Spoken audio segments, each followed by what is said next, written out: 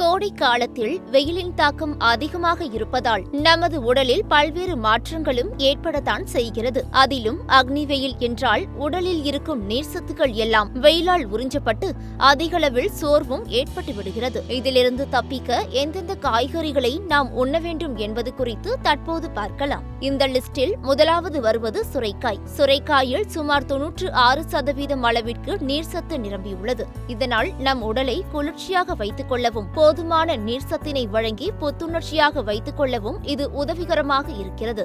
அடுத்ததாக தக்காளி. இதில் 93% தண்ணீர் மற்றும் லைகோபைன் என்னும் உடலை சுத்தம் செய்யும் ஆன்டி ஆக்சிடென்ட் இருப்பதால் இதனை வெயில் காலத்தில் அதிகம் சாப்பிட்டு வந்தால் முகம் பொலிவாக இருப்பதோடு உடல் வறட்சியின்றியும் காணப்படும். அடுத்தது பூசணிக்காய். பூசணி வகைகளில் வெள்ளை பூசணியில் அதிகளவில் நீர்சத்து நிரம்பியுள்ளது. எனவே கோடை காலத்தில் அதிகளவில் இந்த காய்கறியை உணவில் சேர்த்து வந்தால் உடலை வறட்சியின்றி வைத்துக் கொள்ளலாம். இதேபோல் குடைமிளகாய் 90% தண்ணீர் நிறைந்துள்ளதால் அதனை கோடை காலத்தில் அதிக அளவில் உணவில் சேர்த்துக் கொள்வது நல்லது. மேலும் இதில் vitamin C, vitamin A, vitamin K மற்றும் இதர சத்துக்களான லூட்டின், பொட்டாசியம் போன்றவையும் அதிகம் உள்ளது. அடுத்ததாக கொத்தமல்லி கீரை. இந்த கீரை கலோரிகள் குறைவாகவும் நீர்சத்து அதிகமாகவும் இருப்பதால் இந்த கீரை இரத்த அழுத்தத்தை குறைக்கக்கூடியது. மேலும் நீர்சத்து இதில் அதிகம் உள்ளதால் கோடை காலத்தில் நமது உடலை வறட்சியின்றி குளிர்ச்சியாகவும் வைத்துக் கொள்ளும். கடைசியாக முட்டைகோஸ். முட்டைகோஸில் கலோரிகள் குறைவாகவும் நீர்சத்து அதிகமாகவும் இருப்பதால் செரிமானம் மற்றும் நோய் எதிர்ப்பு செயல்பாடுகளுக்கு மிகவும் உதவுகிறது.